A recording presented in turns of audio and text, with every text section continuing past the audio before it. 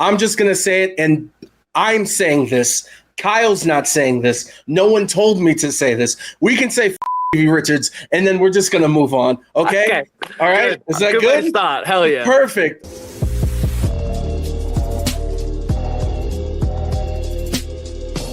Ladies and gentlemen, welcome back to Unlikely. And joining us is a man who NASA's afraid of, a man who is the TNT champion, and the man on the precipice of possibly becoming the AEW world champion, the one and only guy who apparently has a residency here on Unlikely, checking in for his monthly visit, Kyle Fletcher. Kyle, how are you? I am very good. How about yourself? It's nice to see you again. Yeah, dude, I'm doing great. I just want to start off. Look, I've never swore on this channel. Okay, I've never said the F word. I'm just gonna say it, and I'm saying this. Kyle's not saying this. No one told me to say this. We can say fuck Stevie Richards, and then we're just gonna move on. Okay? All right. Good. Is that good? good? Way to start. Hell yeah. Perfect. Listen, dog, you're weeks away. You're weeks away. We're days away from arguably the biggest match in your AEW career. Obviously, arguably, I think that's a 100% the biggest match of my career. All right. So I'll frame it like this. Kyle Fletcher, we are days away from the biggest match of your AEW career. How you feeling, man? I feel good right now. I think it's usually now is about the time where I start to feel the nerves the week of when it's counting down the days instead of the weeks. But yeah, I have the plan. All I got to do is stick to it, and yeah, we should be good. Dude, I find it fascinating. One thing I appreciate about you, and you've said it countless times in interviews, is you do speak things into existence, and you do publicly say, hey, I want to be the best wrestler in the world. Yep. Hey, I want to have the responsibility. I want to be the champion. I feel like there's a lot of people who it's lame to strive to be something. For sure. So I appreciate that. And I know for me, on this channel, there's been a couple moments where I've always fascinated with myself. I love having conversations. Mm-hmm. I want to be the best wrestling interviewer.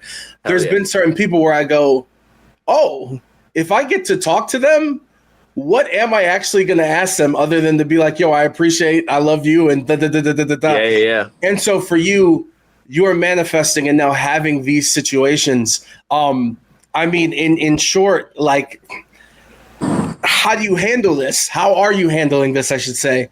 Yeah, man, it's a good question. It's all happened very fast, which I think is, in a way, a good thing. I think if I have too much time to sit and think about stuff, that's when I start to go, oh my God, what am I doing? And just like I'm sure every single person goes through this. They have these moments where it all feels too much and they just want to run away and they're over it. And I definitely have those moments, man.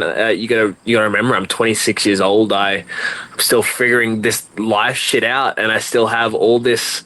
And now I'm dealing with all this brand new pressure that I've never had to deal with before. So it's hard at times, but I think the thing that helps me the most is just remembering that this is where I've always dreamt of being. I'm living the life that I dreamt of as an 8-year-old kid. And in those hard times, I think about that kid and how he would look at me now and think that I'm the coolest dude in the entire world, with the life that I'm living. So yeah, that always helps. But yeah, I make no qualms about it. I struggle with it sometimes, and I'm still learning. I'll get better at it. I think these big matches, they'll start coming more and more regularly, and I'll start to feel more comfortable in these high pressure situations. But yeah, till then we're just one foot in front of the other, one day at a time. We'll figure it out. No, and I 100% agree with you, where it's like, yeah, thank you for telling me 2 days before. Because if you would have told me 2 weeks before, then I would have been overthinking the entire scenario. Big time. As we close out the year too, I think I've seen it a lot, is where, hey, the most improved wrestler of the year, everyone's going with you. Mm-hmm. And not only you, it's just AEW. I'm curious, has it felt different in the ring these past couple months for you? It's interesting because yes and no. I think I feel a lot more comfortable in the ring now, but I don't really feel like there's been leaps and bounds in like my actual ability in the ring, which I know wrestling isn't all just about your athletic ability and what you can do in the ring. So in ways I can see it, yes, I think I have made big leaps and bounds, but at the same time, I've always kind of felt like I'm a fucking great wrestler, you know what I mean? So I think it's now I'm being put in these big precious situations where I really get to show out, which I think is kind of what people are seeing now. No, I kind of agree too. It's like, no, you're paying attention now. This hasn't necessarily changed. Yeah. Let's have some fun with this. Please. How does it feel stabbing someone in the knee with a screwdriver? I'm curious. It feels pretty gross, honestly, man. Like you got to think about I'm putting so much force behind this pointy sharp object, and I feel it squelching into actual flesh, man. Yeah, it's kind of gross, but I don't know. You got to do what you got to do sometimes, huh? Hey, to keep the titles, you know what I'm saying? This is very important stuff. Man.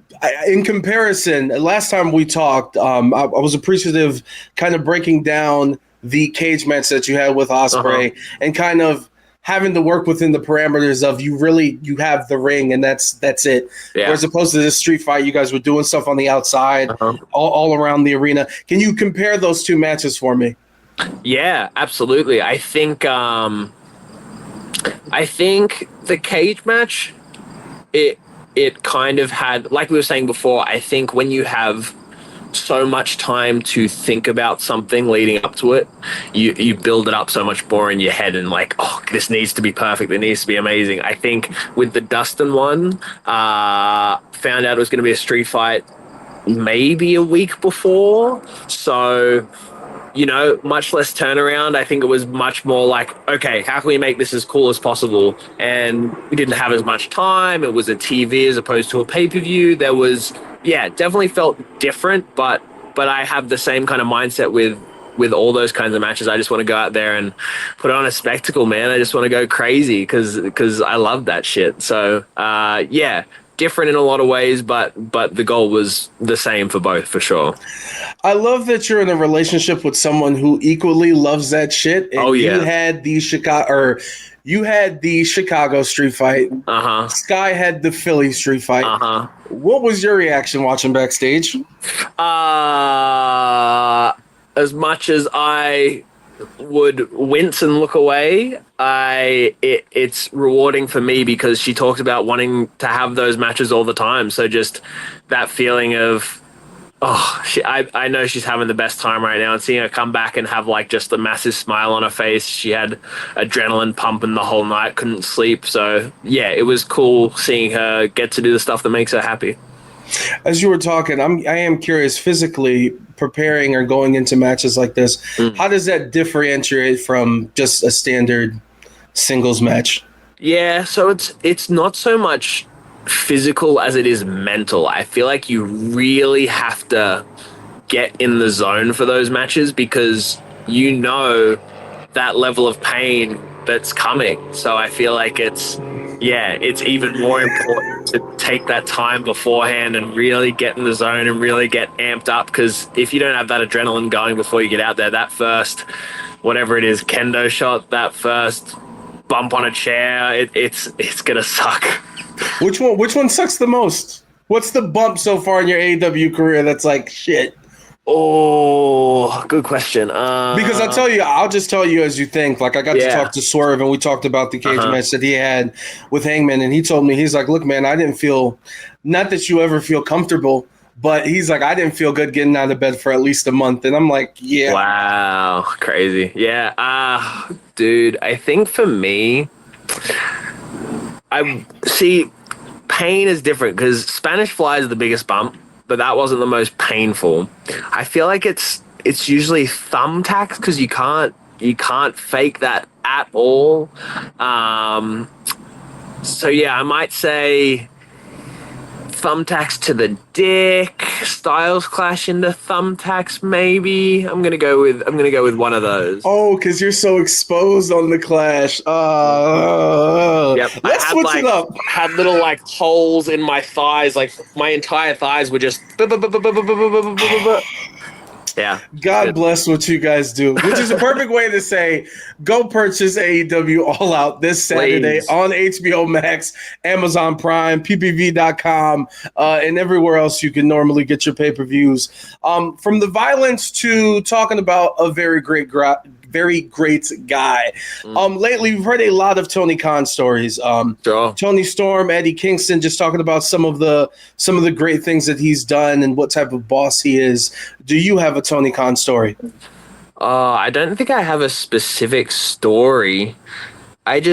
Every interaction I have with that man, I leave just in awe of how he's such a lovely person and how caring and kind he is and how much he doesn't need to be in wrestling. He doesn't need to run a professional wrestling company.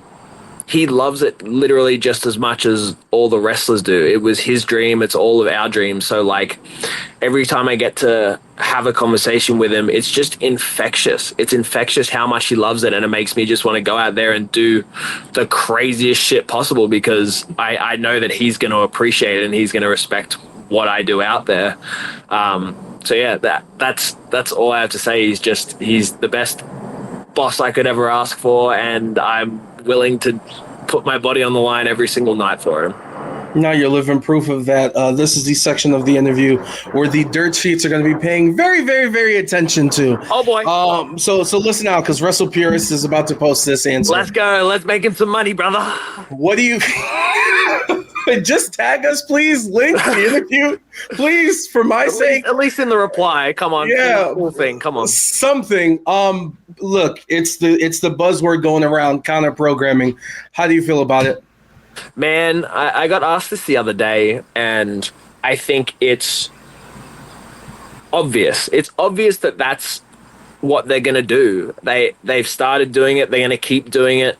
And I think the biggest thing for us to do is just ignore it and just keep doing what we're doing because we have the best pay-per-views in the world. Every pay-per-view we have, people are left in awe at the quality of it.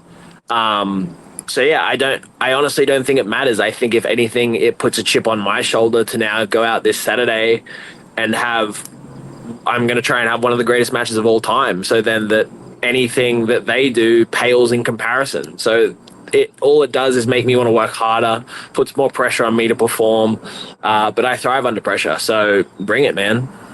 Yo, and I want to this will be the last question in this vein. Sure.